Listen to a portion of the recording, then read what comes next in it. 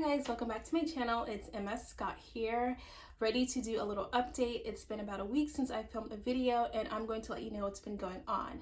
So first, I'm not officially doing NanoWrimo. I am kind of doing NanoWrimo, so I am working on a story I pulled from my archives and I'm going to be trying to just spruce that one up and pretty much have it set to be self-published. I do like how it is.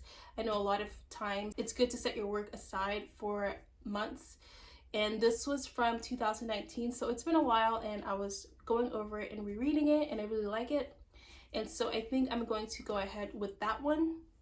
But I'm not doing NanoWrimo currently because I need to make some funds, so I'm focusing on my side hustle, which is miniature doll clothes making. I make clothes for dolls, and that is what was in those packages that you saw in the b-roll. I've already gone today to drop those off at the post office, and hopefully my customers will be very satisfied with what they're getting. As you know from a previous video that I did apply at the library, I was offered the position and I go to take my drug test tomorrow. However, you know how jobs work. It takes a little bit to get started and also to get your first paycheck. And so I need to be focused on doll clothes, which means I'm constantly busy sewing. I don't have a ton of time to write a new story for NanoWrimo. As you also may know that I have possible jury duty coming up on the 16th, so that's even less time to write and less time to read. Let's jump into what I'm reading. So I did read a lot more books this month just because I tend to do audiobooks because I can listen to those while I'm sewing, while I'm driving. It's very helpful for me to do audiobooks. I know audiobooks are very expensive. However, I have 2 library apps from 2 separate parishes. I'm utilizing currently 2 separate library databases, so that just opens up more book options for me. So I read a few books, but I'm going to talk about the ones I really like. I've already done a review on Dee Henderson's Taken. I didn't really have a problem with that story. I liked how she did characters. I think that it was not economical with words. The books are very long. However, there is something always going on. It's not like Donna Tartt where the scenes kind of drag on and there's so many words but a little bit happening. Every word is very much so utilized. There are just a lot of them. Dee Henderson really focuses on interpersonal relationships among her characters, and I really like that because you kind of get to know the characters. I think her books could be classified as crime fiction. She's a Christian author, so there's not so much hanky-panky in there, but even if you have read Christian romance novels, you know that there is a lot of sexual tension and lust, in my opinion. And Dee Henderson does not really do any of that, which is something I like about her books as well. And her books really do focus on the crime and solving the mystery aspects of her book rather than relationships. And then a few of her books are like a part of a series kind of, where we get to re-meet those characters and hang out with the characters from previous books. So I read Taken, and now I'm reading the Evie Blackwell series. The other week I read Traces of Guilt, which I liked, and now I'm reading Threads of Suspicion. I wouldn't say Dee Henderson was cozy mystery, but it is a mystery because they're solving a crime, they're solving a case, a cold case by the way, which is very interesting. And it is very cozy, and I guess that's because she's focusing so much on characters and the setting, and it's like really intimate feeling.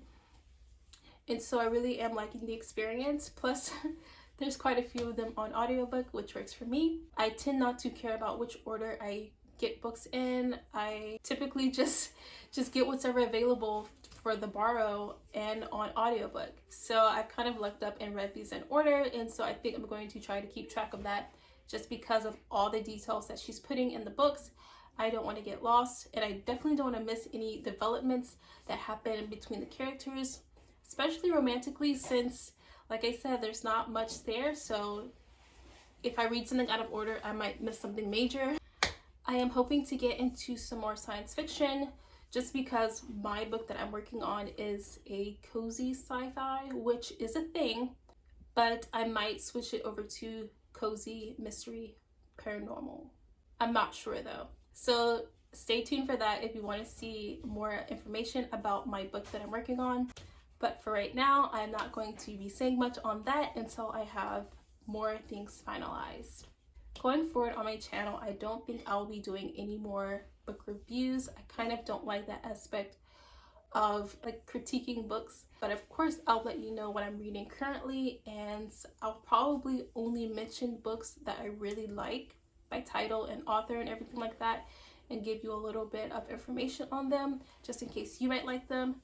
So whatever I do mention on my channel are going to be the books I really enjoy, and books I did not enjoy I'm probably not going to name by title or by author, just because I don't find it very helpful, and I want to focus my channel more on my writing journey, not other things that don't have anything to do with my writing. Also, the changes I will be making is trying to go more digital. I know it's a very bad time because like I said, I'm going to have jury duty and you can't have your phone in there, so I will not be able to read on my phone or even listen to audio or write on my phone.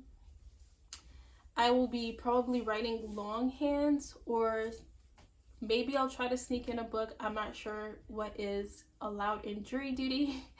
I didn't want to get kicked out or be in contempt of court or something. But I will be going more digital, which means I will be getting rid of all of my physical books. For me, I'm getting to the point where I don't like having a shelf or a whole entire bookcase full of books that I never touch. So this is not to shame anyone who does have a bookcase or a hefty book collection.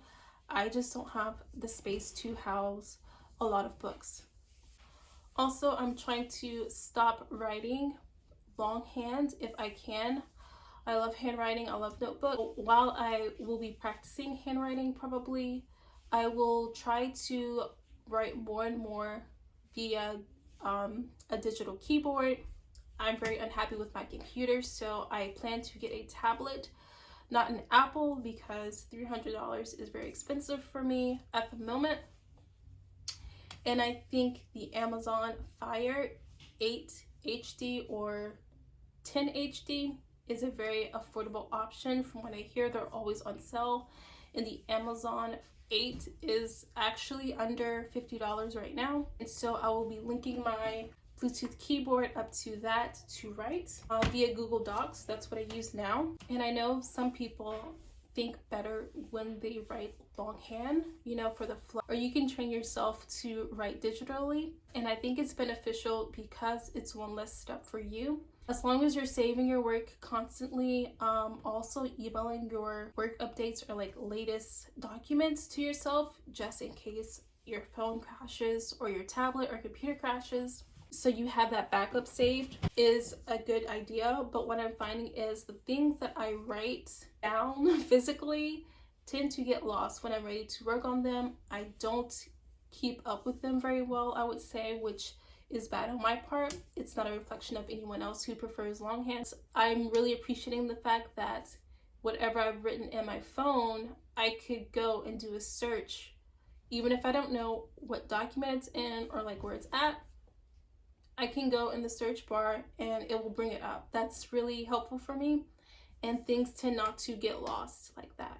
I really want to talk about the writing process, and I don't feel authentic in talking about the writing process or giving writing advice. Anyone can talk about their process of what they're doing, but I don't feel authentic giving advice if I don't have a book. And so it's really important to me to have a book out for that reason. But also I do think it's time. I've known I wanted to be a writer since the 8th grade. I think it's high time to put something out. I am my own worst critic. Also, I do want to grow my channel. That way I could give you guys tidbits on how to grow your channel and be kind of an indie author, but I have to succeed at that first for myself before I can help other people do it.